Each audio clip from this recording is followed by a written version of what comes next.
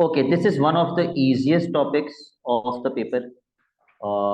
इसमें जो है this is a marks gaining topic, और किसी भी बच्चे का इस टॉपिक का क्वेश्चन पेपर में गलत नहीं होना चाहिए।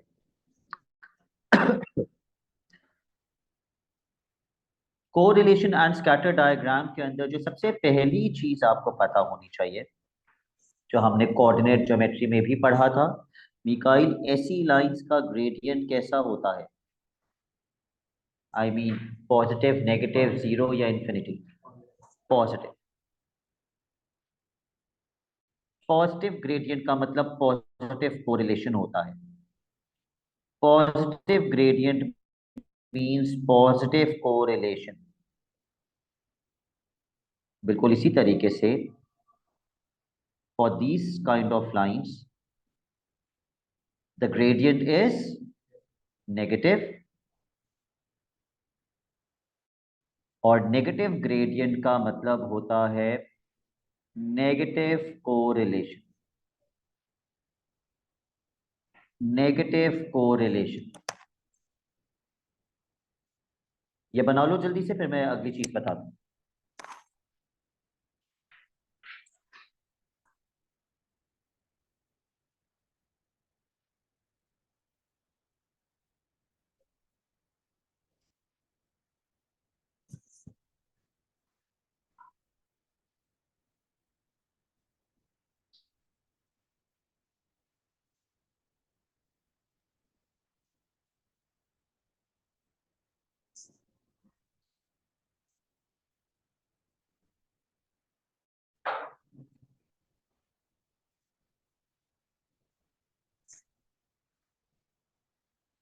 बना लिया?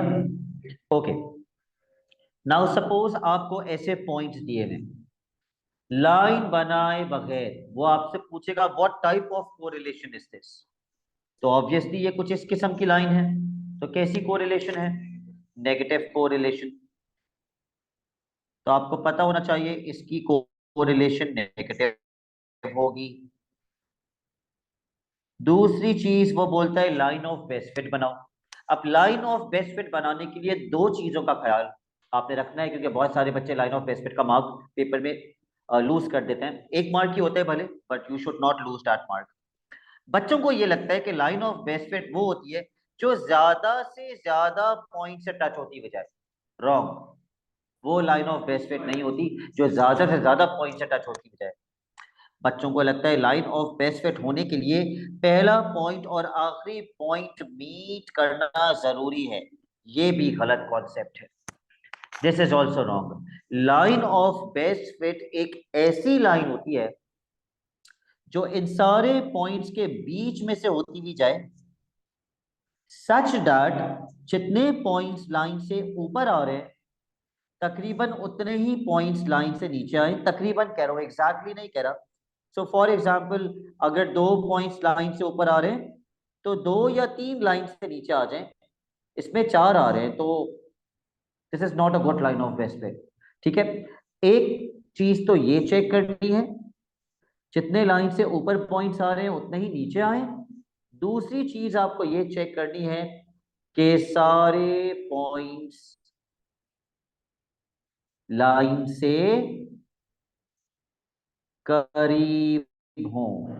सारे पॉइंट्स लाइन से करीब हों। ऐसा ना हो कि एक पॉइंट बहुत दूर आ रहे लाइन से, तो सारे पॉइंट्स करीब हों और जितने पॉइंट्स लाइन से ऊपर हैं उतने ही नीचे हों। नाउ फॉर एग्जांपल, एक, दो, तीन लाइन से ऊपर हैं, एक, दो, तीन लाइन से नीचे भी है। अगर ये लाइन से बहुत दूर है यहाँ पे, तो नीचे वाला भी थोड़ा दूर है। फिर ये दूर है उतना, तकरीबन ये उतना दूर है। तो मतलब सारे पॉइंट्स लाइन से ज्यादा दूर नहीं होने चाहिए, करीब करीब होने चाहिए, और जितने अबव द लाइन उतने बिलो द लाइन। तो दो कंडीशंस लिख लीजिए। Almost same number of points, almost same number of points above and below the line, above and below the line, point number 2,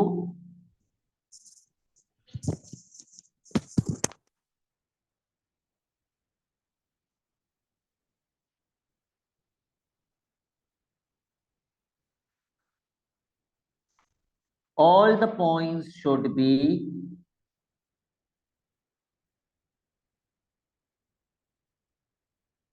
close to the line. All the points should be close to the line.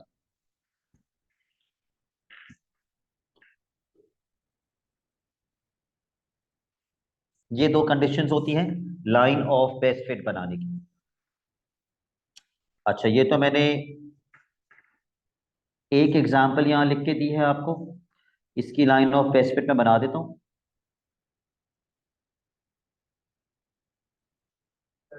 और वो है तो इसलिए 4 पर 3 पर आने तक नहीं होगा कि दोनों 4 इक्वल होनी चाहिए, तकरीबन बराबर होनी चाहिए शायद, एग्जैक्टली इक्वल तो नहीं कह सकते, हाँ तकरीबन बराबर कह सकते हैं। अब जैसे ये पॉइंट अगर बहुत दूर जा रहे हैं लाइन से, तो तकरीबन उतना ही दूर ये पॉइंट भी जा रहे हैं, तो ये बैलेंस हो गया। ठीक है, तो ये लाइन, इसको ये भी कहते हैं कि एक एवरेज लाइन है, जितना ऊपर जा रहे हैं आपका नंबर ऑफ पॉइंट्स तकरीबन उतना ही नीचे भी आ रहे हैं।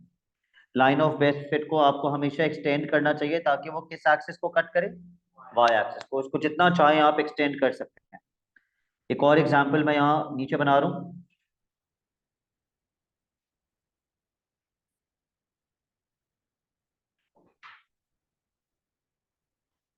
सबसे पहले आप मुझे इसकी कोरिलेशन बताएंगे कि ये कैसी कोरिलेशन है।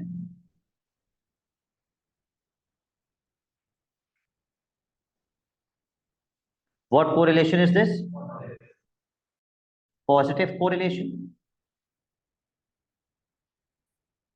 और अगर मैं इसकी लाइन ऑफ बेस्ट फिट बनाऊं, is this a good line of best fit? No, क्योंकि बहुत सारे पॉइंट्स नीचे हैं, नीचे ज्यादा डेंसिटी है। नाउ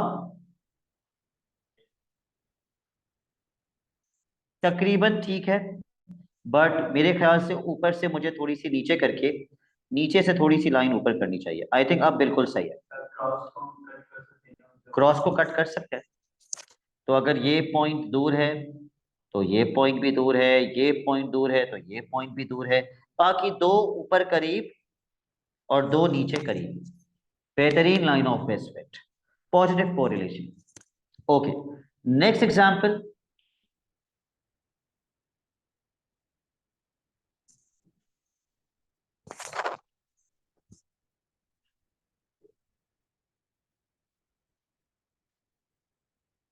सबसे पहले आप मुझे बताएंगे कि कोरिलेशन कैसी है।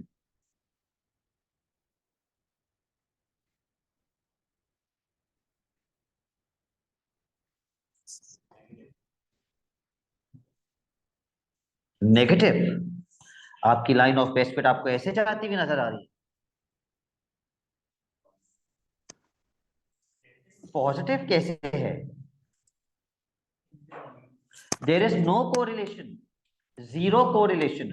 आप ऐसे क्वेश्चंस में बोलते हैं no correlation, there is no correlation. ठीक है, देर ऐसा भी आते हैं no correlation.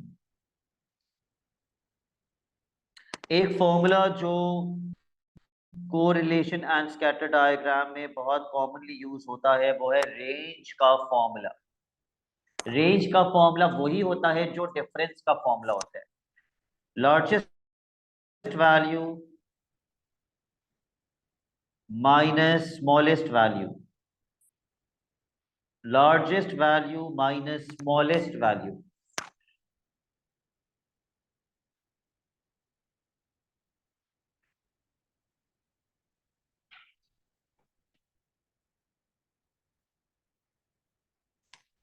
All right, we'll directly go on to a past paper question. Question number 4 आपकी बुक्स के अंदर भी होगा।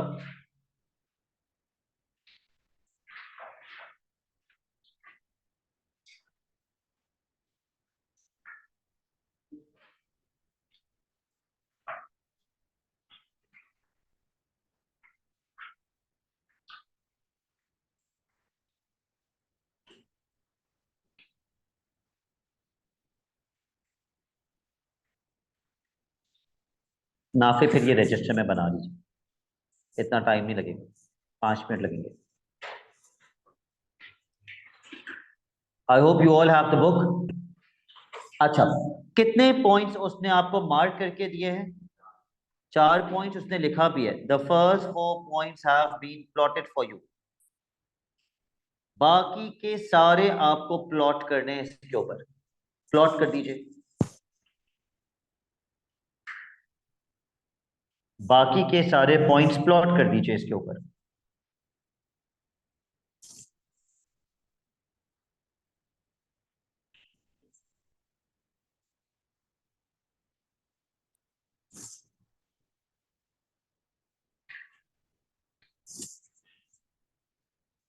सबसे पहले मैं प्लॉट कर रहा हूं 5, 9।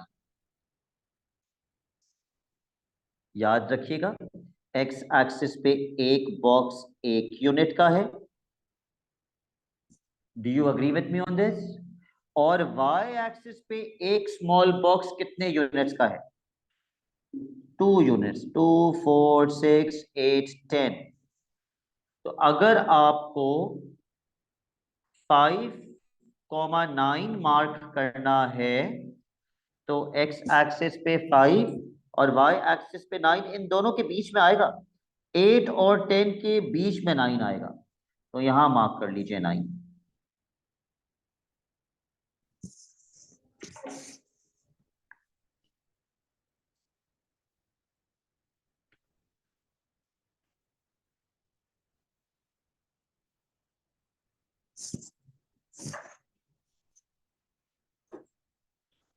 उसके बाद 39, 37। अच्छा, उन्होंने क्रॉस लगाया ना, तो आप लोग भी क्रॉस ही लगाइएगा प्लीज। Put a cross.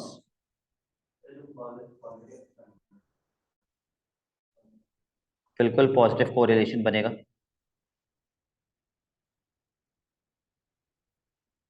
अगला 39, 37। 39 का मतलब 40 से एक बॉक्स पीछे, और 37 का मतलब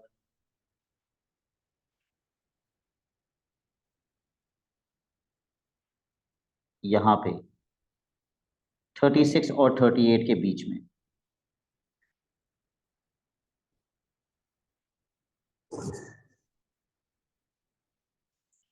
उसके बाद 48, 45।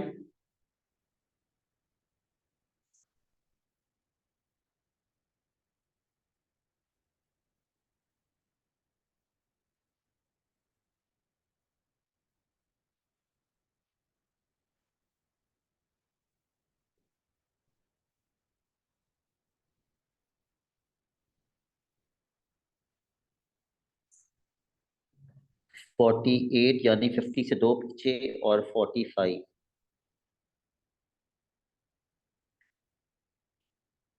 फिर 40, 43। ओ, 40, 33।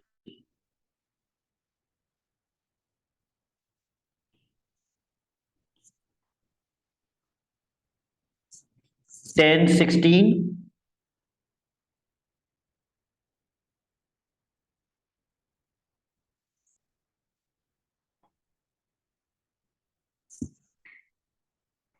और आखिरी है 15, 12।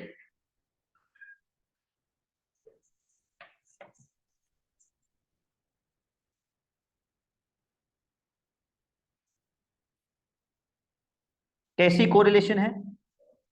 Positive. What type of correlation? Positive correlation.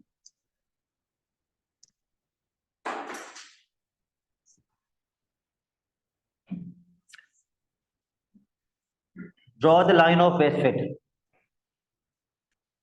Examiner पता है कैसे चेक करेगा आपकी लाइन ऑफ बेस्ट फिट? आपका वाई इंटरसेप्ट चेक करके कि आपकी लाइन वाई एक्सिस को कहाँ कट करी। जरा सारे बच्चे बना लें लाइन ऑफ बेस्ट फिट, फिर चेक करते हैं कि वाई इंटरसेप्ट सही आ रहा है या नहीं। Shehroz Khan will tell me what his y-intercept is after drawing the line of best fit.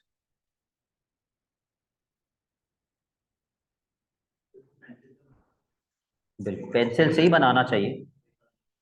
ताकि आप मिटा सकें। आपको पेंसिल से ही बनाना चाहिए, स्केल रखकर।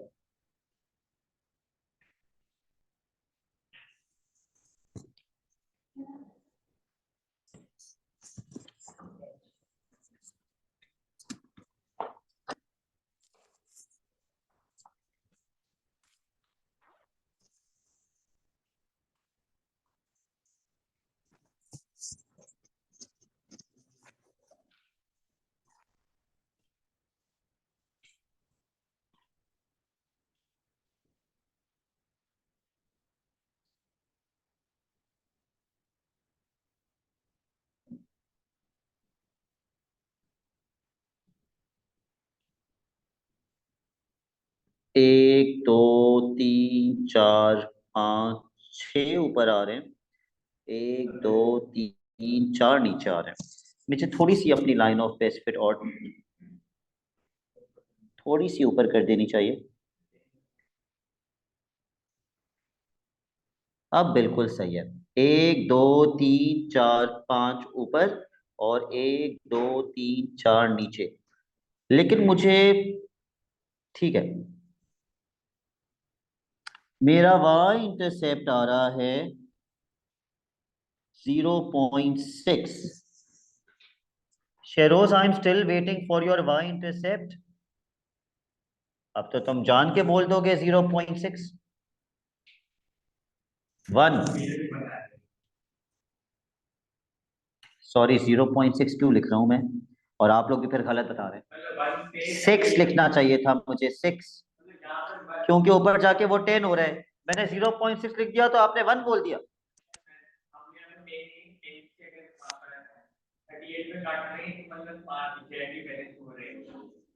10 से, what do you mean by 10 से 38 पर? अच्छा, 50,38। 50,38।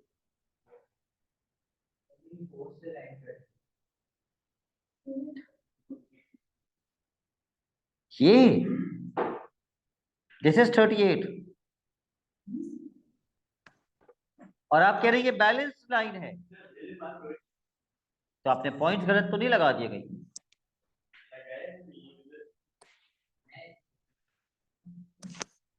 आपका वाई इंटरसेप्ट 0 से ऊपर और 10 से नीचे होना चाहिए, और हो सकता है वो 10 भी एक्सेप्ट कर ले।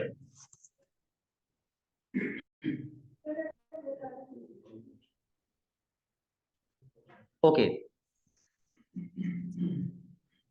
क्या आपने क्वेश्चन पढ़ लिया था? ऊपर वाले मार्क्स किसके थे? मैथ के मार्क्स थे। ये कितने बच्चों के मार्क्स हैं? क्वेश्चन में बताए हुए 10 स्टूडेंट्स, तभी तो ये 10 मार्क्स हैं। और नीचे वाले मार्क्स किसके हैं? फिजिक्स के। कितने बच्चों के? 10 बच्चों के। ओके,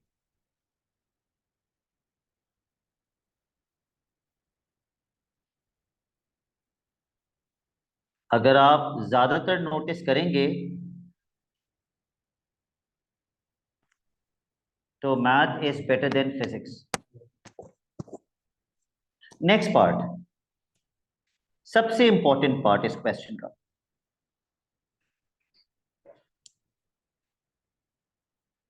उसने फिजिक्स का टेस्ट तो मिस कर दिया, लेकिन उसके मैथ में कितने मार्क्स आए? 22। तो अगर मैथ में 22 आए तो क्वेश्चन कह रहे हैं अपनी लाइन ऑफ बेस्ट फिट बना के अंदाजा लगाओ, अंदाजा लगाओ कि फिजिक्स में कितने आए होंगे। तो कैसे मैं अपनी लाइन ऑफ बेस्ट फिट को यूज करूं जिससे मुझे पता चल जाए कि मैथ में अगर 22 आए तो फिजिक्स में कितने आए होंगे? यस, ठीक है, मैथ के 22 मार्क्स जाएंगे जो कि एक्स एक्सिस पर है। उधर से डॉटेड लाइन बना के जाएंगे और चेक करेंगे कि उसके फिजिक्स में कितने आए होंगे। सबके अलग अलग आएंगे, मेरे तो 22 आ रहे हैं।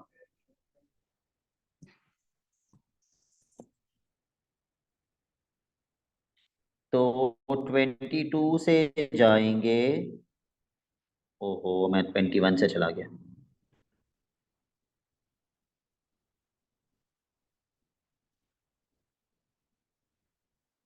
22 से जाएंगे और चेक करेंगे कि उसके फिजिक्स में कितने आए होंगे। तो मेरे पास फिजिक्स में भी 22 ही आ रहे हैं। शायान, शेरोज, आपके कितने आ रहे हैं?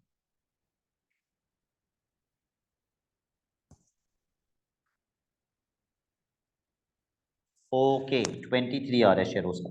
ठीक है। Find next part, find the range marks of math. तो रेंज का फॉर्मूला भी आपने क्या लिखा? Highest value minus lowest value. तो नाफे मैथ में हाईएस्ट वैल्यू कितनी है? टेबल से चेक करेंगे। 50 और लोएस्ट 5। तो रेंज कितनी हो जाएगी? 45। ये इतनी आसान सी चीज है। 50 - 5 = 45। तो यहां तक आपका कोरिलेशन स्कैटर डायग्राम था। जो आगे के पार्ट्स हैं उसमें स्टैटिस्टिक्स भी आएगा, उसमें प्रोबेबिलिटी भी आएगी, वो भी कर लेते हैं। Show that the mean physics marks for the 10 students is 28। Mean निकालने के लिए कह रहे हैं। शयान, मीन किसे कहते हैं? एवरेज। 10 बच्चों के मार्क्स का मीन कैसे निकालेंगे? जो 10 बच्चों के मार्क्स हैं मैथ के या फिजिक्स के? फिजिक्स के। वो जो 10 बच्चों के मार्क्स हैं उनको प्लस कर देंगे, डिवाइड बाय 10 कर देंगे। इनको प्लस करके डिवाइड बाय 10 कर दीजिए। सॉरी, कैलकुलेटर अलाउड है, दिस इज पेपर 2। शो करना है ना कि कितना आना चाहिए आंसर, तो आप शो करें, आप सारी वर्किंग दिखाएं। नहीं, फॉर्मूले के मार्क्स नहीं होते, आप लिखना चाहें तो लिखें। 26 + 39 + 35। अच्छा, जब शो करना होता है तो फिर सारे स्टेप्स दिखाने होते हैं, क्योंकि उसने आंसर दे दिया है क्वेश्चन के अंदर। तो फिर आप शो ऑल द स्टेप्स, ताकि एग्जामिनर को ये ना लगे कि आपने जबरदस्ती प्रूव कर दिया। फिर क्या है? 28 + 9 + 37 + 45 + 33 + 16 + 12 अपॉन 10। अभी भी आप डायरेक्टली आंसर नहीं लिखेंगे, पहले आप न्यूमरेटर का टोटल लिखेंगे। What is the total of the numerator?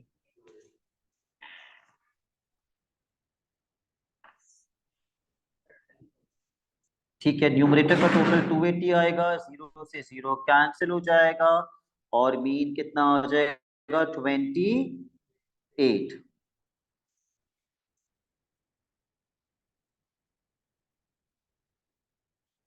ठीक है, part C is also done. अब पार्ट डी पे आ जाइए। Come to part D.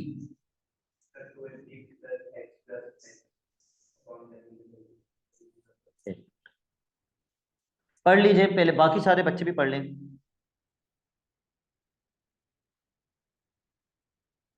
अब दो और बच्चे आ गए, उन दोनों के मार्क्स कितने कितने आए? जितने जितने भी आए सेम आए। तो मैं क्या सपोज करूंगा, उन दोनों के कितने कितने आए? एक्स, पहले वाले के भी और दूसरे वाले के भी एक्स मार्क्स आए। अब टोटल बच्चे कितने हो गए? 12, और उनका मीन कितना दिया हुआ है? तो अब मैं 12 बच्चों का मीन निकालूंगा और इज इक्वल टू क्या कर दूंगा? 31। नशमिया, कैसे निकालेंगे 12 बच्चों का mean?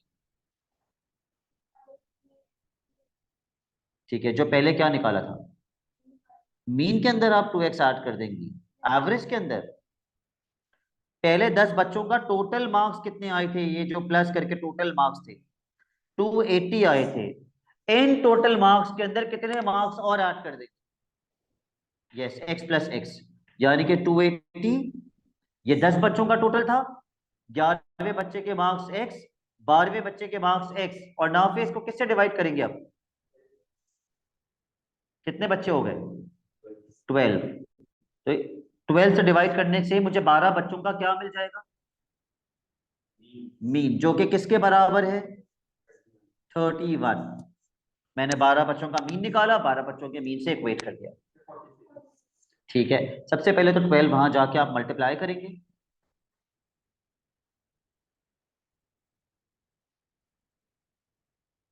What is 12 multiplied by 28?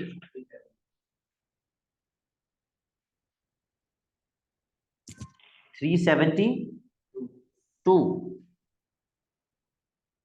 फिर 280 वहां जाके माइनस हो जाएगा। 372 माइनस 280, 92। उसके बाद 2 वहां जाके डिवाइड हो जाएगा, 46।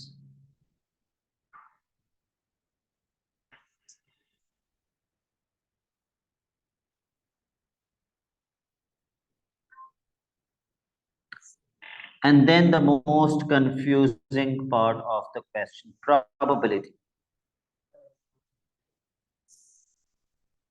नहीं, पहले पढ़ो probability वाला part and then Hassan will explain me what to do with the question, not how to do, but what to do with the question.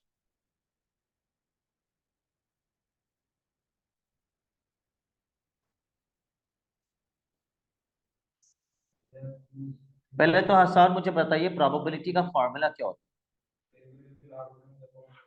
Favourable outcomes upon total outcomes. ठीक है, कितने बच्चे पिक किए? कितने बच्चे pick किए हैं? 10 में से 2 बच्चे पिक किए। ठीक है, और वो दोनों के दोनों स्टूडेंट्स के मार्क्स कितने होने चाहिए? Less than 20। तो आप पहले तो मुझे बताइए टोटल आउटकम्स इस क्वेश्चन में कितने हैं? 10 आउटकम्स है क्योंकि 10 बच्चे थे। लेस देन 20 वाले कितने बच्चे हैं? कौन कौन से बच्चे हैं लेस देन 20 वाले? मैथ की बात हो रही है या फिजिक्स की? मैथ के लेस देन 20, लेस देन 20 वाले कौन कौन से बच्चे हैं? 5, 3 बच्चे हैं जिनके लेस देन 20 मार्क्स हैं।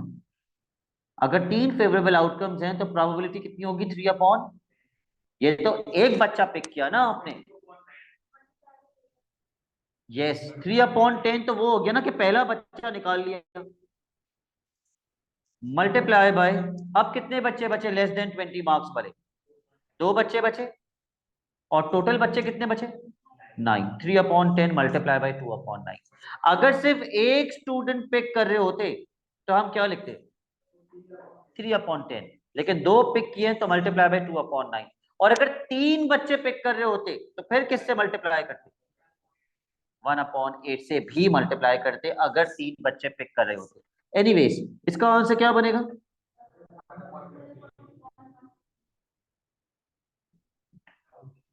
1/15।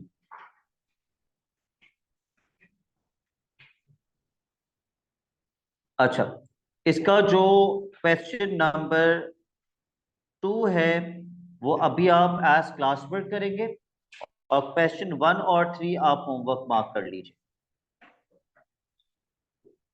ठीक है, बस आखिरी क्वेश्चन जो आपने करना है वो इसका क्वेश्चन नंबर 2 करना है।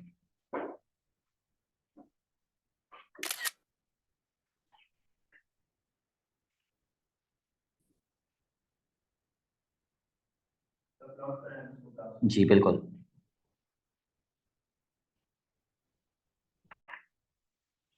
तो एक्स एक्सिस पे क्या मार्क करोगे और वाई एक्सिस पे क्या मार्क करोगे वो उन्होंने क्वेश्चन में बता दिया। X axis for math, Y axis for history. हाँ, लेकिन अभी रजिस्टर में कर लीजिए अगर ग्राफ पेपर नहीं है।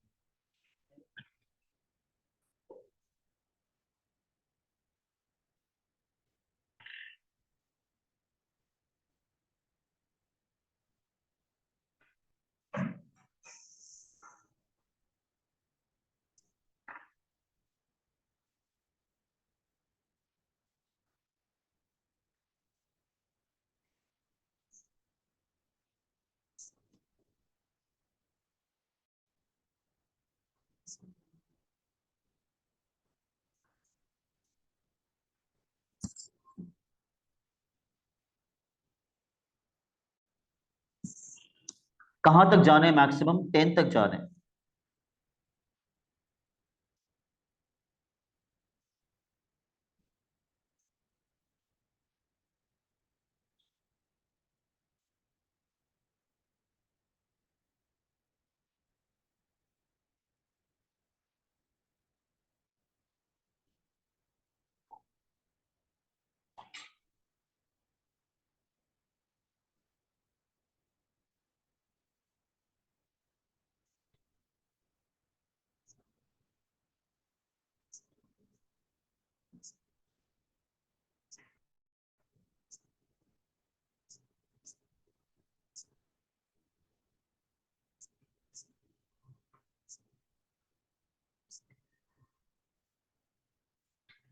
क्रॉस लगाना, ठीक है। कोरिलेशन एंड स्कैटर डायग्राम में हम ज्यादातर क्रॉस लगा रहे हो।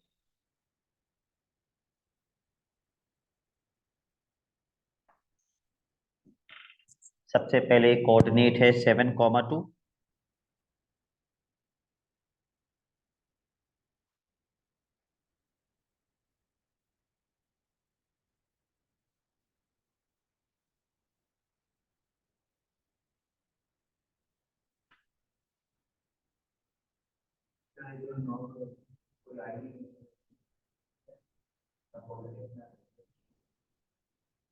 ऐसा हो नहीं सकता कि कोई भी रिलेशन आए। नहीं नहीं, ये वो नहीं है। कोई ना कोई कोरिलेशन तो होगी, है चेक करो ठीक से। आपने इतनी जल्दी सारे पॉइंट्स प्लॉट भी कर लिए शायद। सबसे पहला है 7/2,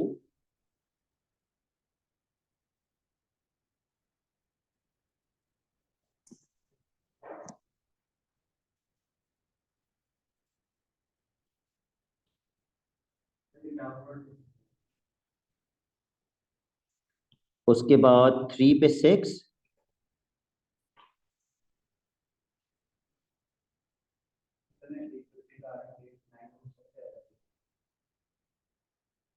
3/6, फिर है 6/4,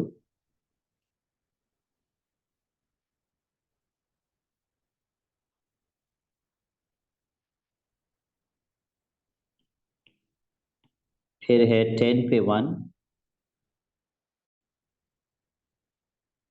8/9,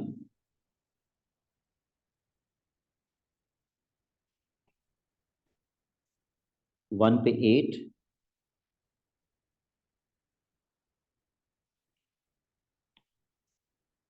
9/2, 3/7,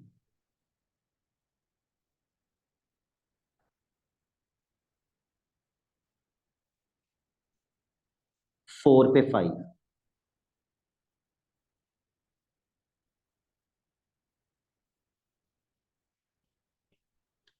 ये तो बहुत ऑब्वियस कोरिलेशन है, सिर्फ एक पॉइंट एलियन है इसके अंदर।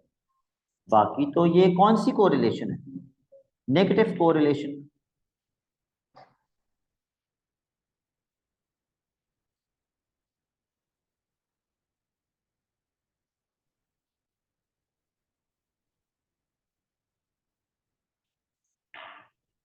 मेरा y इंटरसेप्ट आ रहा है 8.5। उस एलियन को आप इग्नोर कर दीजिए, इसको तो आप बिल्कुल ही इग्नोर कर दीजिए। बेटा ऑलमोस्ट लिखवाया था ना, almost same number of points above and below.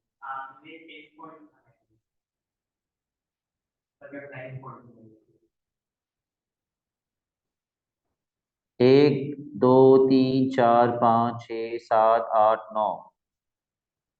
1 2 3 4 5 6 7 8 9। 9 points ही तो बनाए हैं मैंने। सुबह सुबह सस्ता नशा करके आए हैं हम।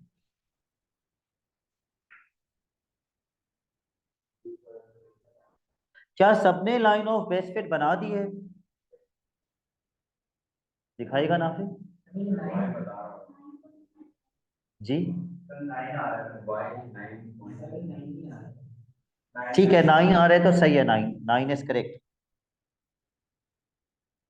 जिनका y इंटरसेप्ट 9 आ रहे हैं दैट इज करेक्ट।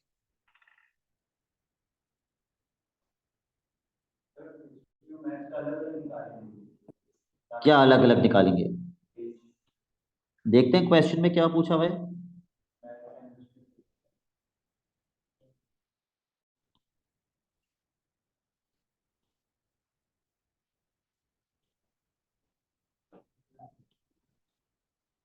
सबसे पहले तो what type of correlation? Negative correlation.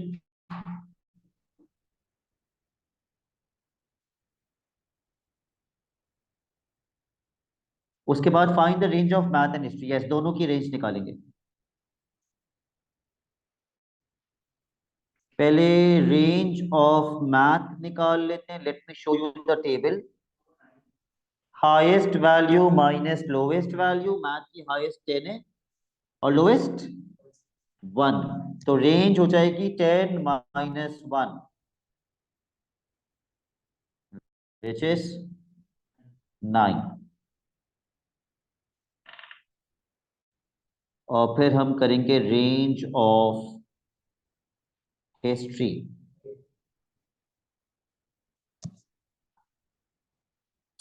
History का हाईएस्ट क्या है?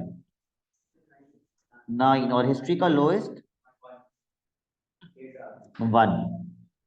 बिल्कुल रेंज 8 आ जाएगी।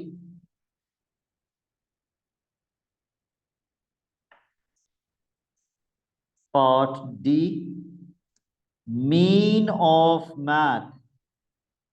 तो मैथ के सारे मार्क्स आप सबसे पहले क्या करेंगे? Plus and then divided by 9 है ये शायद, डिवाइडेड बाय 9।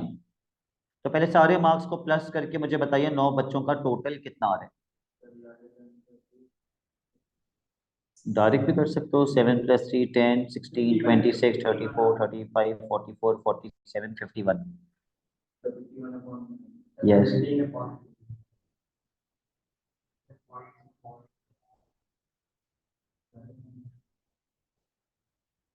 51 आ रहा है टोटल, 51/9।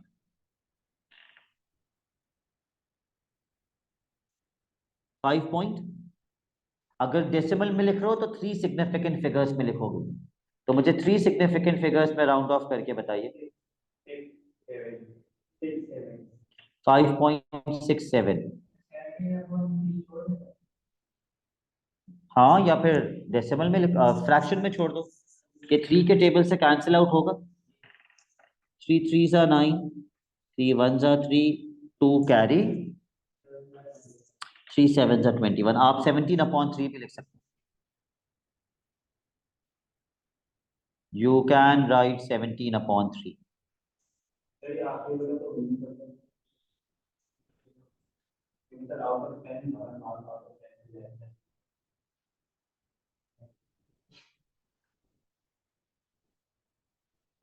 अच्छा, आखिरी वाला पार्ट आप, जैसा मिस्टेक आप चेंज कर दें इसको। आप 11 मार्क को 1 मार्क कर दें।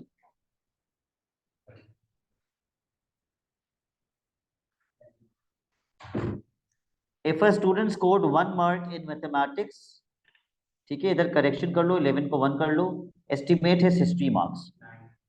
तो मैथ के 1 से जाओ और देखो हिस्ट्री में कितने आए होंगे। अगर हम यहाँ 1 से चले जाएं,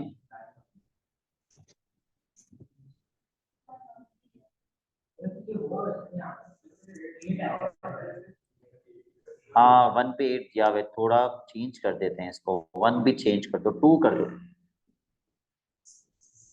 If a student scored 2 marks in math,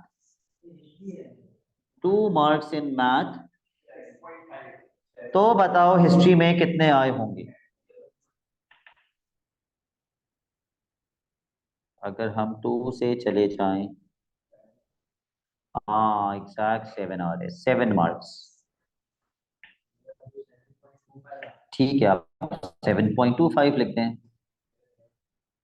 जिसका 7.5 आ रहे हैं वो 7.5 लिख दे। ठीक है, दैट्स इट फॉर टुडे।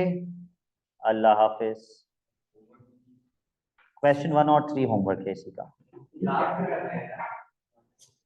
ये इतना ही है चैप्टर, इससे ज्यादा कुछ नहीं है इसके अंदर।